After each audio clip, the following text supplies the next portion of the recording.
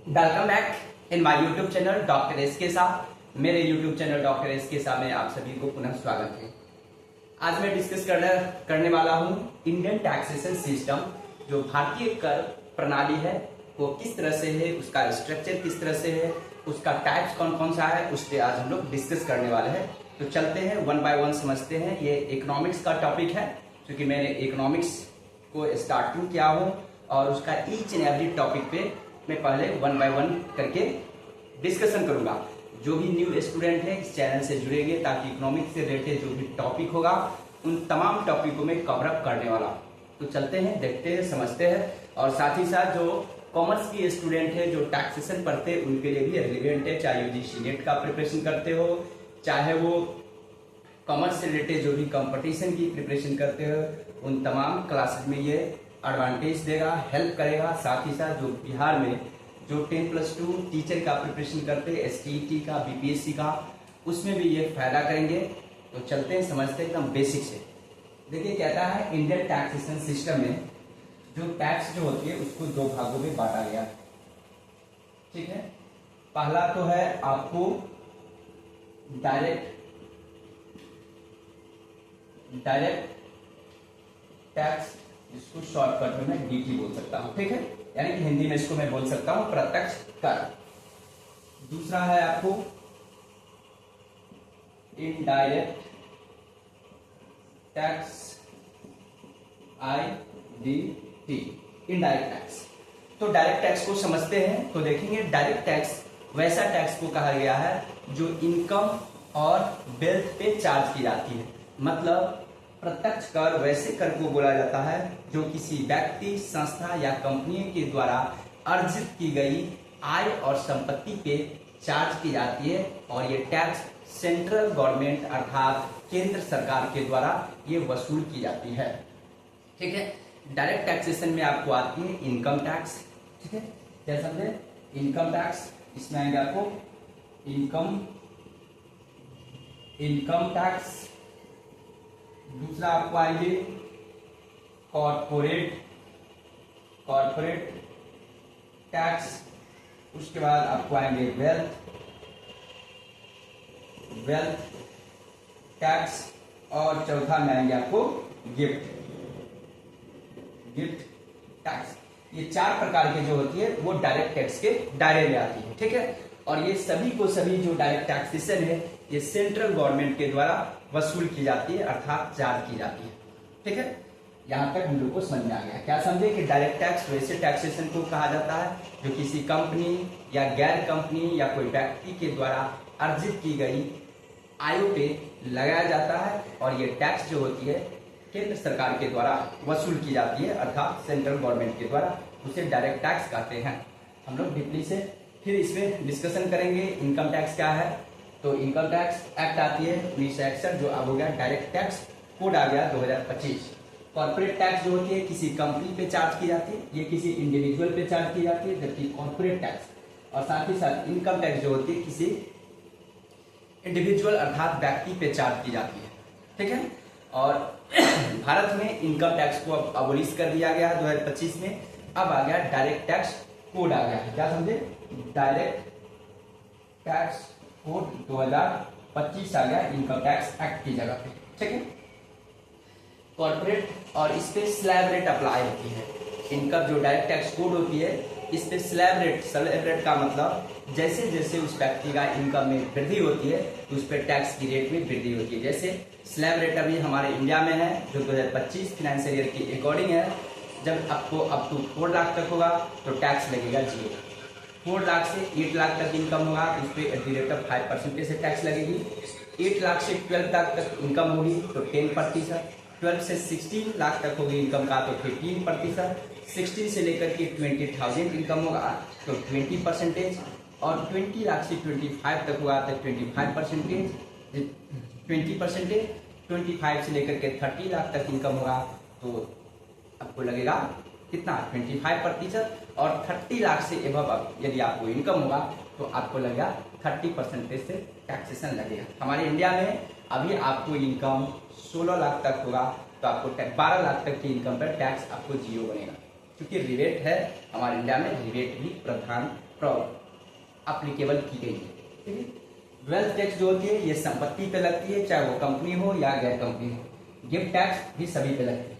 ठीक है, अब रहा बात इनडायरेक्ट टैक्स। इनडायरेक्ट टैक्स जो होती है एक अप्रत्यक्ष कर होती है, वैसे कर जो किसी गुड्स और सर्विसेज पे ये चार्ज की जाती है और ये सेंट्रल और स्टेट बोथ गवर्नमेंट के द्वारा कलेक्शन की जाती है। हमारे इंडिया में सबसे पॉपुलर जो है वो जीएसटी है, गुड्स एंड सर्विसेज टैक्स है। इनडायरेक्ट टैक्स में क्या समझे, ये जब कोई ये जो चार्ज होती है किस पे, तो ये चार्ज होती है गुड्स एंड सर्विसेज पे। ठीक है, हमारे इंडिया में क्या है, जीएसटी है। ठीक है, तो इनडायरेक्ट टैक्स क्या समझे, जो गुड्स और सर्विसेज पे जो टैक्स चार्ज की जाती है उसको हम लोग बोलते हैं क्या चीज, इनडायरेक्ट टैक्स, अर्थात अप्रत्यक्ष कर। अप्रत्यक्ष इसलिए बोला गया है, इनडायरेक्ट इसलिए बोला गया है क्योंकि एक्चुअल में टैक्स देता कोई और है और पेमेंट किसी और के माध्यम से की जाती है। जैसे एग्जांपल के तौर पे हमारे इंडिया में एक सिस्टम है, सपोज दैट एक्स जो है वो गुड्स बेचेगा वाई को, वाई जो है जेड को बेचता है, जेड को कस्टमर को गुड्स बेचता है। ठीक है, तो देखिए एक्स जो है क्या करेगा, वाई से लेगा जीएसटी, सपोज दैट 200 रुपीज, और ये जेड से बेचेगा तो ये लेगा अपना 250 रुपया टैक्स, और कस्टमर से लेगा ये 300 रुपया। ठीक है, और एक्स जो लिया ये जाकर गवर्नमेंट को पे करेगा। तो आप देखिए क्या है, अल्टीमेटली जो है ये जीएसटी किसको देना होता है, कस्टमर को। ठीक है, तो कस्टमर डायरेक्टली गवर्नमेंट को नहीं देकर के कस्टमर जिससे परचेज किया जेड से, और जेड देता है किसको, वाई से खरीदा तो, और वाई किससे खरीदा था, एक्स से, तो एक्स को दिया जीएसटी, और एक्स क्या करेगा, लास्ट गवर्नमेंट को पे कर देगा। तो इस तरह से हम लोग कह सकते हैं इनडायरेक्ट टैक्स अर्थात अप्रत्यक्ष, मतलब कि डायरेक्ट रूप से नहीं दे करके इनडायरेक्ट रूप से दी जाती है। इनकम टैक्स को डायरेक्ट टैक्स इसलिए बोला जाता है, ठीक है, क्योंकि ये डायरेक्टली पे की जाती है। जो कंपनी या गैर कंपनियों के द्वारा अर्जित की गई आय होती है तो वो डायरेक्टली गवर्नमेंट को पे करती है। ऐसा नहीं है कि किसी दूसरे या थर्ड पार्टी के माध्यम से वो टैक्स को पे करती है। आई होप आपको समझ में आ गया होगा। ठीक है, अब हम लोग आगे बढ़ते हैं। तो इनडायरेक्ट टैक्स के अकॉर्डिंग आपको आएंगे वैट टैक्स, ठीक है, सीएसटी, वैट टैक्स बोले तो value added tax, central sale tax. दूसरा आपको आएंगे एक्साइज ड्यूटी, एक्साइज ड्यूटी आती है। तीसरा आपको आएंगे कस्टम, कस्टम ड्यूटी होगा। उसके बाद सर्विसेज टैक्स होगी। ठीक है, इसी में आती है जो राज्य सरकार के द्वारा जो ली जाती है, इंटरटेनमेंट टैक्सेस होती है, लैंड रेवेन्यू टैक्स होती है, बहुत सारी आती है, तो उसको हम लोग इग्नोर करके चलेंगे। जो मोस्ट पॉपुलर है उसका एग्जाम्पल हम लोग लेते हैं। ठीक है, अब इन सभी को हमारे देश में सब्जूम कर दिया गया था 2017 को, यानी कि 1 जुलाई, यानी कि 1 जुलाई 2017 को सबको सब्जूम कर दिया गया।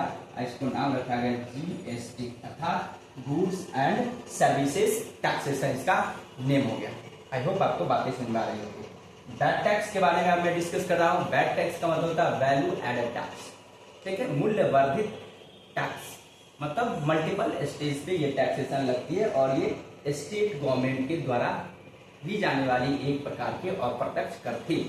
ठीक है, एक्साइज ड्यूटी, एक्साइज ड्यूटी जो होती है कोई भी गुड्स और गुड्स को, जो कोई मैन्युफैक्चर होता है, जो गुड्स और सर्विसेज को मैन्युफैक्चरिंग जब करती है तो उसको एक्साइज ड्यूटी पे करनी पड़ती है। जैसे अगर कोई टाटा कंपनी है, यदि टाटा मोटर्स की मैन्युफैक्चरिंग करती है, कोई हुंडा कंपनी यदि हुंडा का कोई भी बाइक मैन्युफैक्चरिंग करती है, तो उस समय उस सिचुएशन में उसे एक्साइज ड्यूटी पे करनी पड़ती है। ठीक है, चाहे आप इंडियन ऑयल है जहाँ पे ऑयल का रिफाइनरिंग होती है, एक प्रकार के ऑयल का वो मैन्युफैक्चरिंग करती है, तो उस केस में एक्साइज ड्यूटी पे करनी पड़ती है। आई होप आपको बातें समझा गई होगी। अब जो एक्साइज ड्यूटी प्रचलन में है नहीं, चूंकि इसके जगह पर क्या आ गया, जीएसटी। ठीक है, कुछ ऐसे गुड्स है जिसपे अभी भी एक्साइज ड्यूटी लगती है जो जीएसटी से बाहर है, जैसे टोबैको हो गया, एल्कोहल हो गया, वाइन मतलब लिक्कर हो गया, और पेट्रोलियम पदार्थ, इस पे अभी भी एक्साइज ड्यूटी लगती है क्योंकि इस पे जीएसटी एप्लीकेबल नहीं है। ठीक है, कस्टम ड्यूटी, कस्टम ड्यूटी कहाँ पे चार्ज होती है, तो कस्टम ड्यूटी जब हम लोग गुड्स और सर्विसेज का जब इंपोर्ट और एक्सपोर्ट करते हैं one country to another country, तब हम लोग क्या देते हैं, कस्टम ड्यूटी देते हैं। ठीक है, सीमा शुल्क इंपोर्ट का भी केस में और एक्सपोर्ट का भी केस में। ठीक है, इसको भी सबजुम करके जीएसटी लगा। उसके बाद आती थी सर्विसेज टैक्स। ये सर्विस टैक्स जो होती थी कोई सर्विस प्रोवाइडर के द्वारा चार्ज की जाती थी।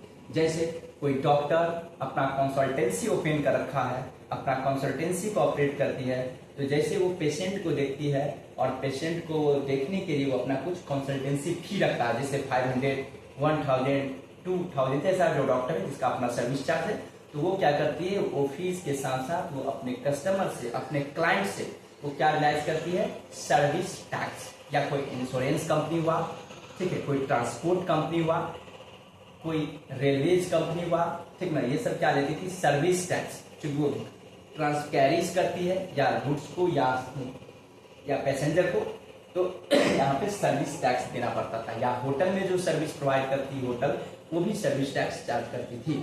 या कोई सीए है, चार्टर अकाउंटेंट है, जब वो अपने कोई कंपनी में जाती है, कोई क्लाइंट के पास टैक्स ऑडिट करती है, अकाउंट्स की ऑडिट करती है या कोई फाइनल ऑडिट करती है, तो वो ऑडिट फी लेती है।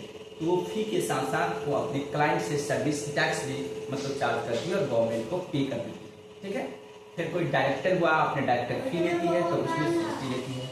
कोई टीचर है, ये अपने पढ़ा रहा है, क्लास ले रहा है, चाहे वो यूट्यूब के माध्यम से ले रहा है, चाहे वो लाइव क्लास ले रहा है, चाहे वो वर्चुअल क्लासेज ले रही है या फिजिकल क्लासेज प्रोवाइड करती है, तो अपने स्टूडेंट से वो ट्यूशन फी के साथ साथ वो सर्विस टैक्स भी चार्ज क्या करता था। बट अब इन तमाम प्रकार के टैक्सेशन को सबजुम कर दिया गया और हमारे इंडिया में 1 जुलाई 2017 को गुड्स एंड सर्विसेज टैक्स आया, जिसका बोला गया वन नेशन वन टैक्स।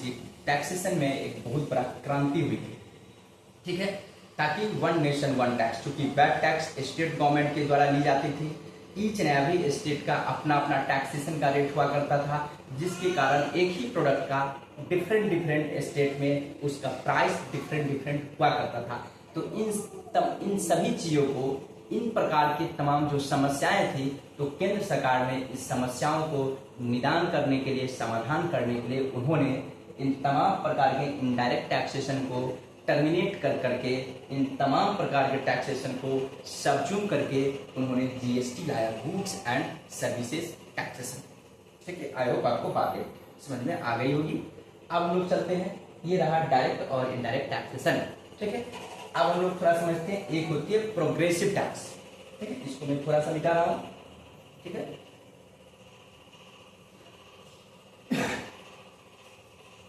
जो हमारे इंडिया में टैक्सेशन जो सिस्टम चल रही है, उन तमाम सिस्टम पे आज हम लोग डिस्कस करने वाले हैं, ताकि हम लोग जो भी कंपटीशन का प्रिपरेशन करेंगे उन तमाम कंपटीशन में फायदा करेगा।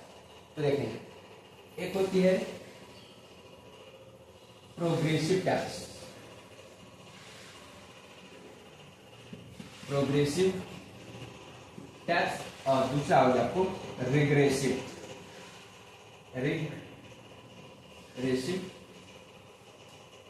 टैक्स। अब देखिए, प्रोग्रेसिव टैक्स प्रगतिशील कर, मतलब जैसे जैसे इंडिविजुअल को आयु में वृद्धि होगी तो उसको टैक्स रेट में भी इंक्रीजिंग होगी, उसको बोला जाता है प्रोग्रेसिव टैक्स। प्रोग्रेसिव टैक्स एक एग्जाम्पल बेस्ड है डायरेक्ट टैक्स। हमारे इंडिया में या जितने भी कंट्री में जो डायरेक्ट टैक्स है, वो डायरेक्ट टैक्स एक प्रोग्रेसिव टैक्स का एग्जाम्पल है। क्यों? क्योंकि प्रोग्रेसिव टैक्स, क्योंकि इनकम टैक्स यहाँ पे आती है, progressive tax because income tax में क्या होती है, स्लैब रेट होती है। जैसे हमारे इंडिया में अभी मैं उसका एग्जाम्पल दूंगा, क्या है, यदि आपको 0 से 4 लाख तक इनकम है तो टैक्स का रेट क्या होगा, या टैक्स रेट क्या होगा, 0 है। ठीक है, आपको हमारे इंडिया में 4 लाख से 8 लाख तक इनकम होगा तो टैक्स की रेट हो जाती है 5%। ठीक है, हमारे इंडिया में 8 लाख से यदि आपको 12 लाख इनकम है तो आपको टैक्स देनी पड़ेगी एट द रेट ऑफ 10% से। ठीक है, हमारे इंडिया में आप रहते हो, आपको यदि इनकम 12 लाख से 60 लाख तक है तो आपको टैक्स देनी पड़ेगी 15%। आपको यदि इनकम हो 16 लाख से 20 लाख तक तो आपको टैक्स देनी पड़ेगी एट द रेट ऑफ 20%। आपका इनकम 20 लाख से 24 लाख तक यदि आपका इनकम है तो आपको देना पड़ेगा एट द रेट ऑफ 25%। आपको एभव एबव कितना है 30 लाख, ये दिखा दे रहा है। यदि आपका इनकम 30 लाख है तो आपको देना पड़ेगा कितना 30% से टैक्स, ठीक है। तो ये जो कुछ स्लैब्स रेट है हमारे इंडिया में, जो हमारे फाइनेंस मिनिस्टर के द्वारा रेट को डिटर्मिनेशन की जाती है हमारे इंडिया में। तो आपने जो देखा कि जैसे जैसे इंडिविजुअल का इनकम में इंक्रीजिंग होती है तो उसका टैक्सेशन रेट में भी देखिएगा इंक्रीजिंग होते चला गया। ये क्या हुआ, एक प्रकार की प्रोग्रेसिव टैक्स अर्थात प्रगतिशील कर हुआ, जो एक इनकम टैक्स इसका एक बेस्ट एग्जाम्पल है। आई होप आपको बातें समझ में आ गई, ठीक है। अब देखेंगे दूसरा जीएसटी का रिवर्स है रिग्रेसिव टैक्स। रिग्रेसिव टैक्स एक प्रकार की अप्रत्यक्ष कर अर्थात इनडायरेक्ट टैक्स का एक एग्जाम्पल है। रिग्रेसिव टैक्स प्रगतिशील का उल्टा होती है। मतलब ये कि रिग्रेसिव टैक्स में यदि इंडिविजुअल हो या कोई कंपनी हो या कोई गैर कंपनी हो, उसका इनकम में कमी हो या वृद्धि हो, उसका टैक्स रेट से कोई मतलब नहीं होती है, वो टैक्स रेट फिक्स होती है, उसको बोला जाता है रिग्रेसिव टैक्स। ये अक्सर डेवलप कंट्री में ये रिग्रेसिव टैक्स ही चला करता है, ठीक है, जैसे अमेरिका वगैरह में। तो हमारे इंडिया के अगर मैं एग्जांपल लूँ तो इनडायरेक्ट टैक्स जितने भी है वो सभी रिग्रेसिव टैक्स के अकॉर्डिंग आता है। जैसे एग्जांपल के तौर पे यदि कोई गुड्स है जिसका उस गुड्स पे वैट अर्थात जीएसटी का रेट कितना है एट द रेट ऑफ 5% से, तो आप वो गुड्स या तो 10,000 को परचेज करोगे। यदि आप 10,000 को परचेज करोगे तो भी आपको देना पड़ेगा 5% से, अर्थात कितना हो जाएगा 500। यदि यही गुड्स का अमाउंट है 1 लाख रुपीज, तो भी आपको एट द रेट ऑफ 5% से टैक्सेशन देनी पड़ेगी, अर्थात जीएसटी, इसका होगा अमाउंट 5,000। तो क्या समझे कि यहाँ पर देखेंगे इनकम में वृद्धि हो रही है, इंक्रीजिंग हो रही है, फिर भी उसका टैक्स का रेट क्या है, फिक्स है 5%। आप कंजम्पशन चाहे वो 1 रुपीज के करो, 100 का करो, 1000 का करो, 1 लाख का करो, 1 करोड़ का करो ट्रांजेक्शन, फिर भी आपको जीएसटी का रेट सिमिलर अर्थात सेम मिलेगा। यहाँ पर किसी प्रकार का ऐसा नहीं होगा कि लार्ज अमाउंट है, वैल्यू ज्यादा है तो आपको टैक्सेशन का रेट ज्यादा होगा, ठीक है। तो ये क्या रहा आपको रिग्रेसिव टैक्स, ठीक है। आई होप आपको बातें समझ में आ रही थी। अब एक समझते एड वॉलरम टैक्स, ठीक है। ये क्या होगी तीसरा में एड वॉलरम टैक्स, और एक होती है स्पेसिफिक टैक्स। Specific tax. अब देखें एड वॉलरम टैक्स का मतलब क्या होता है, जब कोई गुड्स और सर्विसेज का उसका साइज और वाइट या क्वांटिटी के अलावा उसकी अमाउंट पे उसका वैल्यू पे जब टैक्स चार्ज की जाती है तो उसको बोला जाता है एड वॉलरम टैक्स। क्या है, ये लगती है उसका वैल्यू पे। Tax levied on value of goods, उस गुड्स का वैल्यू पे टैक्स चार्ज होती है। एग्जाम्पल के तौर पे अगर कोई गुड्स है, सपोज दैट यहाँ पे 10 पीस एट द रेट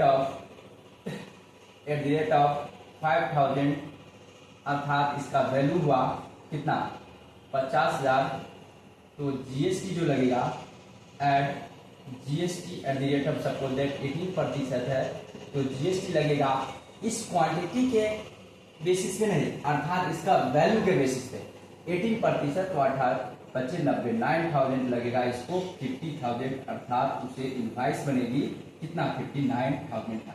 ये होगा इनवाइस प्राइस। हमेशा याद रखिए जीएसटी सेल टैक्स में जब जीएसटी चार्ज हो जाती है उसके बाद जो फाइनल अमाउंट आती है उसको बोला जाता है इनवाइस प्राइस या इनवाइस वैल्यू, ठीक है। क्या समझे, एड वॉलरम टैक्स वैसी टैक्स को बोला जाता है जो किसी गुड्स का वैल्यू पे टैक्स चार्ज की जाती है, न कि उसका साइज, लेंथ, वेट, क्वांटिटी पे चार्ज नहीं की जाती है, ठीक है। हमारे इंडिया में लगभग जितने भी गुड्स है वो सभी को सभी चार्ज की जाती है एड वॉलरम तरीके से, ठीक है। आई होप आपको बातें समझ आ गई। अब समझते हैं स्पेसिफिक टैक्स। तो देखिए यहाँ पे क्या था, एड वॉलरम में क्या है वैल्यू पे चार्ज होती है, जबकि स्पेसिफिक टैक्स में क्या होती है उस गुड्स के क्वांटिटी या साइज, लेंथ और वेट के बेसिस पे जब जो टैक्स लगती है उसको हम लोग बोलते हैं क्या चाहिए, स्पेसिफिक टैक्स। मतलब टैक्स लेविड ऑन क्वांटिटी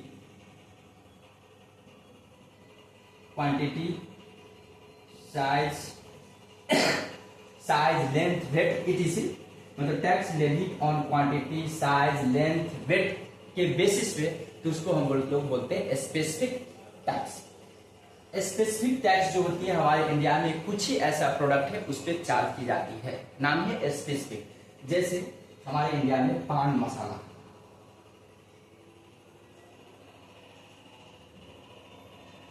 पान मसाला का जो टैक्स की रेट होती है वो होती है स्पेसिफिक टैक्स का बेसिस पे। क्योंकि जब जहां पे गुटखा वगैरह का मैन्युफैक्चरिंग होती है वहां पे गवर्नमेंट क्या करती है, उस गुटखा मैन्युफैक्चरर के पास जो मशीनरी का कैपेसिटी होती है, प्रोडक्शन का जो कैपेसिटी होती है उस मशीन का, उस मशीन को गुड्स का मैन्युफैक्चरिंग करने का जो कैपेसिटी होती है, उस कैपेसिटी के बेसिस पे उससे टैक्स को रेट को डिटरमिन की जाती है, न कि वहां पे उसका मूल्य के हिसाब से। क्यों? क्योंकि जहां पे गुटखा वगैरह का मैन्युफैक्चरिंग होती है तो पाउच में बनती है।